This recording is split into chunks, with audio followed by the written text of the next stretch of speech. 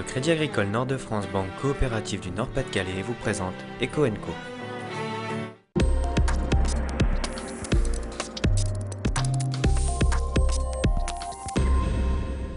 L'économie régionale redémarre, mais très lentement. C'est l'invisible convalescence. Les experts de l'INSEE s'expliquent. Et puis on décortique aujourd'hui les factures. Alors, mention légale, délai de paiement, conditions générales de vente, très important. Vous saurez tout avec notre expert Grégory Denis en deuxième partie.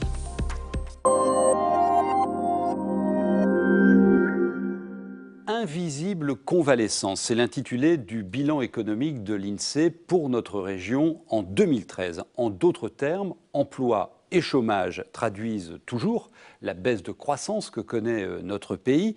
Et pourtant, ça frémit et on peut commencer à rêver à une reprise durable. Mais il faudra du temps. Alors regardons ce qui s'est passé en 2013.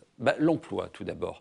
Ça se dégrade toujours, mais moins vite, puisque nous avons perdu 5 800 emplois au cours de l'année dernière, des pertes 2 fois moins importantes qu'en 2012, là où la région avait perdu 13 700 emplois. Ça va donc moins mal.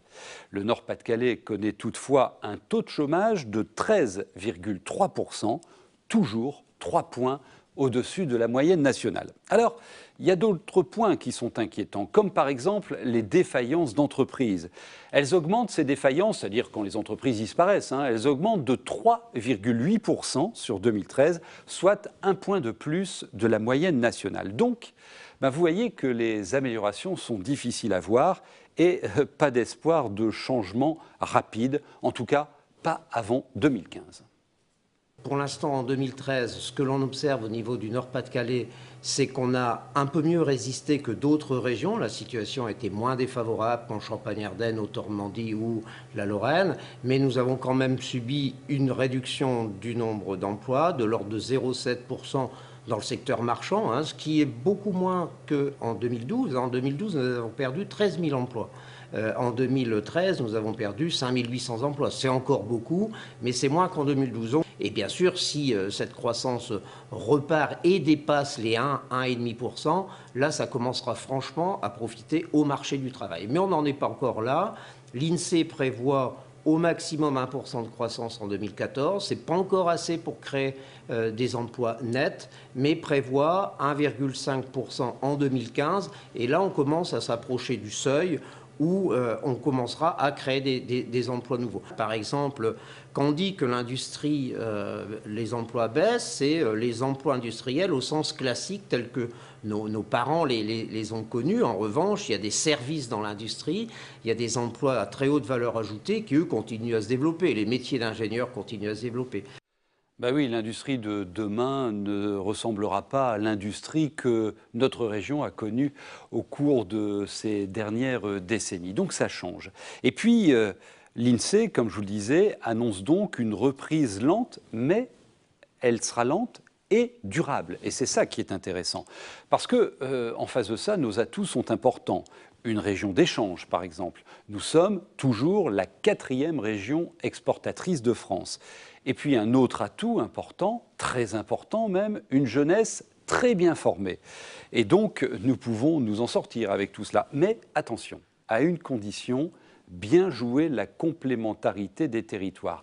Et là, il y a franchement du boulot, car nous observons que l'écart se creuse entre les différents secteurs de notre région, et notamment entre la métropole lilloise et les autres régions de ce Nord-Pas-de-Calais. Écoutez. Une région de 4 millions d'habitants qui représente à elle seule 5% de la croissance, 5% de la richesse nationale, 5% du PIB. Donc c'est une région qui pèse 1,5 million d'emplois, dont encore 210 000 dans l'industrie, 80 000 dans la construction. Mais évidemment, la tendance est une réduction des emplois dans ces secteurs-là, avec une diversification de notre activité. Maintenant, on a un tertiaire qui est fort, des services aux entreprises qui sont forts. Nous sommes une région attractive, nous sommes une région qui avons un appareil productif solide, avec une industrie sidérurgique, pétrochimique et industrie automobile. Et donc, si en 2014 et 2015, la demande étrangère s'adresse à la France, c'est sûr que notre région participera à la réponse à cette demande. 25% de notre population a moins de 25 ans. On a un tissu de formation extrêmement développé, donc on a énormément de spécialités.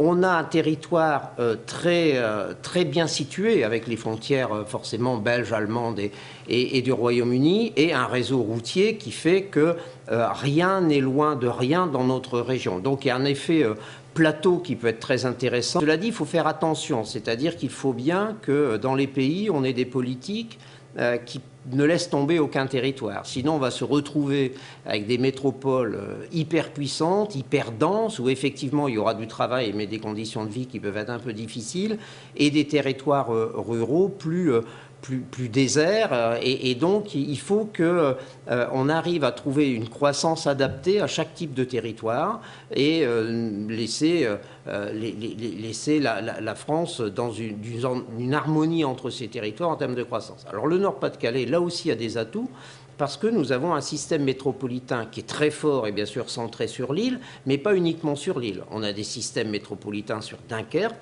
sur Valenciennes, sur Douai, sur Arras, et donc ces systèmes ne vivent pas leur vie seuls, ils collaborent au développement de la région Nord-Pas-de-Calais, et c'est ce système métropolitain qui aujourd'hui est une force pour notre région. Donc renforcer ces différentes métropoles au sein de notre région. Vous avez observé qu'il n'a pas cité tous les territoires que nous connaissons. Donc effectivement, il y a des enjeux importants autour de tout cela. Alors l'invisible convalescence, on va y croire, hein, d'autant que notre région, on le constate, redémarre doucement, certes, mais elle redémarre, et forte d'un secteur tertiaire performant et aussi de notre tissu productif.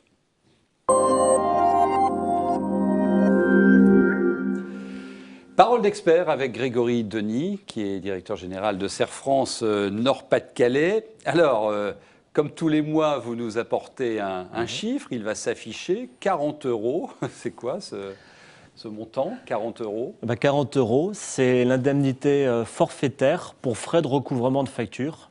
C'est une mention qui doit figurer sur les factures. Alors, sur toutes les factures? Sur toutes les factures. Ah ouais. Ça veut dire quoi? Ça veut dire que si vous ne payez pas la facture que vous devez dans les délais prévus, dans les conditions générales de vente, eh bien vous êtes de facto redevable de 40 € en plus pour aider au recouvrement des factures. Et ce que vous dites, ça vaut également pour le particulier. Pour tout le monde. Si j'achète un landau... Tout le monde, voilà, tout le monde est redevable s'il ne respecte pas les conditions générales de vente. Alors c'est une mention qui est obligatoire sur la facture. Alors c'est pas la seule, il y en a une vingtaine sur l'ensemble qu'on peut retrouver sur les factures. Alors premier renseignement, il faut, mais vous y reviendrez, bien lire les conditions générales de vente. Donc vous avez compris, on va parler des factures, j'en ai une là. Et c'est vrai qu'il y a des tas de mentions sur ces factures. On peut regarder les plus importantes de ces mentions pour que la facture soit valide. Alors oui, on ne va pas toutes les détailler effectivement. Une première nature de mention obligatoire, c'est une identification claire de l'acheteur et du vendeur. Par exemple, pour les professionnels, c'est le numéro de registre du commerce ou de chambre des métiers. Voilà, pour être certain de qui achète, qui vend. C'est également être très précis sur la quantité, le prix et le remise que l'on achète. Il n'y ait pas d'ambiguïté pour que la vente soit parfaite. Ensuite, une mention crescendo dans les importances, c'est la TVA. Le numéro d'immatriculation de la TVA, le taux, la mention autoliquidation pour les professionnels du bâtiment. C'est le nouveau dispositif depuis 2014. C'est pour le BTP uniquement. C'est pour le BTP uniquement. C'est lorsqu'on est sous-traitant du bâtiment, on facture hors taxe, contrairement aux autres factures. Ensuite, il y a tout ce qui est pénalité de retard, le taux appliqué. Les 40 € qu'on évoquait au début, de forfaitaire pour frais de recouvrement. Il faut un numéro aussi sur la facture, toujours. Alors, très important le numéro, il doit être chronologique, parce que s'il y a des erreurs ou des trous dans la facturation, l'administration fiscale peut faire un rejet de comptabilité du professionnel, et là, ça peut coûter cher au professionnel, justement. Bon, alors, vous regardez tout ça, si vous recevez une facture, et puis vous devez bien appliquer toutes ces conditions légales si vous émettez des factures. Et qu'est-ce qu'on risque si la facture n'est pas conforme, enfin, du point de vue du fournisseur, hein? Alors, pour le professionnel, c'est une amende qui peut aller jusqu'à 75 000 €, donc c'est pas neutre, mais c'est pas tout, parce que ça peut être en plus 15 € par mention manquante ou erronée, et par facture. Alors vous voyez que l'addition peut s'élever assez rapidement, et ça n'est rien face au risque fiscal. Alors de calcul ou de calcul de la TVA ou de rejet de comptabilité, comme je l'ai indiqué. C'est pour ça que le conseil que l'on peut vraiment donner aux professionnels, c'est de faire vérifier le formalisme, la conformité de ces factures par son expert comptable notamment. Voilà le conseil qu'on peut donner. Ouais, dites donc, et tout ça est très précis, il y a une multitude d'obligations. Alors, on n'est jamais assez bien informé, alerté sur tout cela, et là je me place du point de vue du consommateur. On vous a d'ailleurs posé la question à vous, est-ce que vous lisez les conditions générales de vente quand vous achetez un bien? Eh ben, on répond non à 85%. Hein. Et malheureusement, on ne les lit que quand il y a un contentieux, quand on a une difficulté. Bah ouais. C'est pourtant le socle de l'accord commercial de la transaction que l'on opère. Donc ouais. En même temps, on a du mal parfois à s'y retrouver entre devis, contrat, conditions générales de vente, acompte. On peut faire un peu le point sur tout ça? Alors déjà, un devis signé par les deux parties, hein, par l'acheteur et le vendeur, ça devient un contrat. Ça devient un contrat. Voilà. D'où l'importance de bien lire à ce moment-là, au moment où on signe, les conditions générales de vente pour savoir quelles seront les modalités précises dans lesquelles eh bien, la transaction s'effectuera. D'accord. Alors, on peut aussi trouver dans ces accords la nécessité de verser un acompte ou de déposer des arts pour entériner une transaction ou une vente. Il y a une différence entre acompte et art? Oui, et elle est significative. Je ne connais pas. C'est quoi? Alors, un acompte, lorsque vous le versez, ça veut dire que c'est un engagement ferme des deux parties. Il n'y a pas de dédite possible ni de l'un ni de l'autre, sauf à payer des dommages et intérêts pour rupture de contrat. Des arts, vous déposez ces sommes-là, vous pouvez, alors, moyennant des conditions précisées dans les conditions générales de vente justement, arrêter la transaction pour X raisons. Alors les sommes peuvent être perdues, mais en tout cas la transaction peut s'arrêter. Alors c'est vrai qu'on confond souvent l'un et l'autre.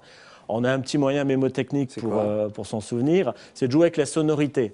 Un acompte, continuer, c'est-à-dire qu'on est obligé de continuer jusqu'au bout la transaction. Des arts, arrêter la transaction. Donc c'est un moyen tout simple, mais parfois efficace Il nous reste 20 secondes. Délai de paiement, recouvrement. 2 mots sur ce sujet. Alors, délai de paiement, c'est encadré depuis 2012. Hein, il y a des délais maximum, 45 jours, 30 jours. Donc là, il y a un cadre. Sur les recouvrements, alors il y a la voie amiable et la voie judiciaire. Alors, 2 pistes. Hein. Sur l'amiable, pensez au droit de rétention qui permet de conserver des documents pour être payés. Et puis la voie judiciaire, il y a notamment l'injonction qui est un système simple, facile et pas cher pour se faire payer en cas de difficulté. D'accord. Surveillez bien vos factures. Et vous, faites attention quand vous émettez des factures. Vous m'enverrez la vôtre, hein, d'accord? Sans souci. Merci beaucoup et merci à vous. À très bientôt.